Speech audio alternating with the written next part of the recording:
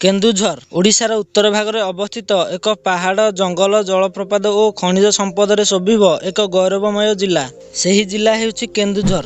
ଆଜିର ଏହି ଭିଡ଼ିଓ ମାଧ୍ୟମରେ ଆପଣମାନେ ଜାଣିବେ କେନ୍ଦୁଝର ଜିଲ୍ଲାର କିଛି ଗୁରୁତ୍ୱପୂର୍ଣ୍ଣ ତଥ୍ୟ। କେନ୍ଦୁଝର ଜିଲ୍ଲା ଓଡ଼ିଶାର ଚତୁର୍ଥ ବୃହତ୍ତମ ଜିଲ୍ଲା ଅଟେ। ଏହି ଜିଲ୍ଲାର କ୍ଷେତ୍ରଫଳ ପ୍ରାୟ 8303 ସ୍କୋୟାର କିଲୋମିଟର ଅଟେ। ଏହା ଭୁବନେଶ୍ୱର ଠାରୁ 200 କିଲୋମିଟର ଦୂରରେ ଅବସ୍ଥିତ। କେନ୍ଦୁଝର ଜିଲ୍ଲାର ସୀମାକୁ ଲାଗି ଝାଡ଼ଖଣ୍ଡ, ଯାଜପୁର, ଭଦ୍ରକ, ବାଲେଶ୍ୱର ଏବଂ ସୁନ୍ଦରଗଡ଼ ଜିଲ୍ଲା ଅବସ୍ଥିତ। ପାହାଡ଼ିଆ ଭୂପୃଷ୍ଠ, ଘନ ଜଙ୍ଗଲ ଓ ବୈତରଣୀ ନଦୀ କେନ୍ଦୁଝରର ପ୍ରାକୃତିକ ପରିଚୟ। ଭାଷା ଓ ସଂସ୍କୃତି। କେନ୍ଦୁଝରର ପ୍ରମୁଖ ଭାଷା ହେଉଛି ଓଡ଼ିଆ। ଏହା ବ୍ୟତୀତ ସାନ୍ତାଳୀ, ହୋ, ମୁଣ୍ଡାଳି ଭଳି ଆଦିବାସୀ ଭାଷା ବ୍ୟାପକ ଭାବେ ବ୍ୟବହୃତ ହୁଏ। କିନ୍ତୁ ସହରଗୁଡ଼ିକରେ ଇଂରାଜୀ ଏବଂ ହିନ୍ଦୀ ଭାଷା ବ୍ୟବହାର ହୁଏ। ଆଦିବାସୀ ନୃତ୍ୟ, ଲୋକଗୀତ, ପାରମ୍ପରିକ ପୋଷାକ କେନ୍ଦୁଝରର ସଂସ୍କୃତିକୁ ଅଲଗା କରେ। ଲୋକସଂଖ୍ୟା ଓ ସାମାଜିକ ଜୀବନ। କେନ୍ଦୁଝର ଜିଲ୍ଲାର ମୋଟ ଲୋକସଂଖ୍ୟା 20 ଲକ୍ଷରୁ ଅଧିକ।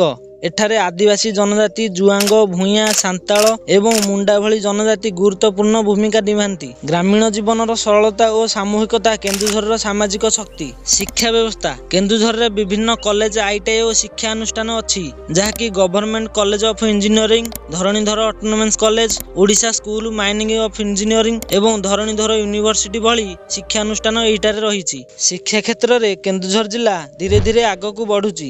ଧର୍ମ ଓ ଆସ୍ଥା। କେନ୍ଦୁଝର ଜିଲ୍ଲାରେ ହିନ୍ଦୁ ଧର୍ମ ପ୍ରମୁଖ। ଏହା ବ୍ୟତୀତ ମୁସଲିମ ଏବଂ ଖ୍ରୀଷ୍ଟିଆନ ଧର୍ମର ଲୋକ ଅଳ୍ପ ସଂଖ୍ୟାରେ ବାସ କରନ୍ତି। ଆଦିବାସୀ ଲୋକମାନେ ପ୍ରକୃତି ପୂଜାରେ ଗଭୀର ଆସ୍ଥା ରଖନ୍ତି। ମା ତାରିଣୀ କେନ୍ଦୁଝର ଜିଲ୍ଲାର ଆରାଧ୍ୟ ଦେବୀ ଓ ଆସ୍ଥାର ମହାନ ପ୍ରତୀକ। ଜଳବାୟୁ। କେନ୍ଦୁଝର ଜିଲ୍ଲାର ଜଳବାୟୁ ମଧ୍ୟମ ଧରଣର। ଗ୍ରୀଷ୍ମରେ ଅଳ୍ପ ଗରମ, ବର୍ଷା କାଳରେ ପ୍ରଚୁର ବର୍ଷା ଏବଂ ଶୀତରେ ସୁଖଦ। ଏହି ଜଳବାୟୁ କୃଷି ପାଇଁ ବହୁତ ଉପଯୁକ୍ତ ହୋଇଥାଏ। ଇତିହାସ। କେନ୍ଦୁଝରର ଇତିହାସ ଗଡ଼ଜାତ ଯୁଗ ସହ ଗଭୀର ଭାବେ ଜଡ଼ିତ। କେନ୍ଦୁଝର ପୂର୍ବେ ଏକ ସ୍ୱାଧୀନ ଗଡ଼ଜାତ ଥିଲା। ପୌରାଣିକ ଲୋକକଥା ଅନୁଯାୟୀ ଏଠାରେ ପ୍ରାଚୀନ ସମୟରେ ସମବଂଶ ଏବଂ ଗଙ୍ଗବଂଶର ରାଜାମାନେ ଶାସନ କରୁଥିଲେ। ବ୍ରିଟିଶ ଶାସନ କାଳରେ ଆଦିବାସୀ ଲୋକମାନେ ଶୋଷଣ ବିରୋଧରେ ଦୃଢ଼ ପ୍ରତିରୋଧ କରିଥିଲେ। ଅର୍ଥନୀତି। କେନ୍ଦୁଝର ଅର୍ଥନୀତିର ମୂଳ ଆଧାର ଖଣିଜ ସମ୍ପଦ, କୃଷି ଏବଂ ବନଜ ସମ୍ପଦ। ଏଠାରେ ମୁଖ୍ୟତଃ ଧାନ, ଗହମ ଓ ଅନ୍ୟାନ୍ୟ ପନିପରିବା ଚାଷ କରାଯାଏ, ଯାହାଦ୍ୱାରା ଲୋକମାନେ ନିଜର ଜୀବିକା ନିର୍ବାହ କରନ୍ତି। ଏହା ବ୍ୟତୀତ ଏଠାରେ ଲୁହା ଧାତୁ, ମାଙ୍ଗାନିଜ ଏବଂ କ୍ରୋମାଇଟ୍ ଖଣି ମଧ୍ୟ ରହିଛି, ଯାହା ଓଡ଼ିଶାର ଅନେକ କାରଖାନାର ଅର୍ଥନୀତିରେ ଯୋଗାଯୋଗ କରୁଛି, ଯାହା ଓଡ଼ିଶାର ଖଣିଜ ରାଜଧାନୀ ଭାବେ ପରିଚିତ କରିଛି। ପରିବହନ। ଆପଣ ଏହି ଜିଲ୍ଲାକୁ ସଡ଼କ ପଥ, ରେଳପଥ ମାଧ୍ୟମରେ ଆସିପାରିବେ। କେନ୍ଦୁଝରର ନିକଟତମ ରେଳ ଷ୍ଟେସନ ହେଉଛି କେନ୍ଦୁଝର ରୋଡ ରେଳ ଷ୍ଟେସନ, ଯାହା କଟକ ଏବଂ ଭୁବନେଶ୍ୱର ସହିତ ସଂଯୋଗ ରହିଛି। ଏହି ଜିଲ୍ଲାର ବାହନ ପଞ୍ଜୀକରଣ ନମ୍ବର OD09 ଅଟେ। ପର୍ଯ୍ୟଟନ ସ୍ଥଳୀ। କେନ୍ଦୁଝର ଜିଲ୍ଲା ପର୍ଯ୍ୟଟନ ମାନଙ୍କ ପାଇଁ ଏକ ମହତ୍ୱପୂର୍ଣ୍ଣ ଜିଲ୍ଲା ଅଟେ। ଏଠିକାର ମୁଖ୍ୟ ଧାର୍ମିକ ସ୍ଥଳୀ ଏବଂ ଆସ୍ଥାର ପ୍ରତୀକ ହେଉଛି ଘଟଗାଁ ମା ତାରିଣୀ ମନ୍ଦିର, ଯାହା ଓଡ଼ିଶାର ପ୍ରମୁଖ ଶକ୍ତିପୀଠ ଅଟେ।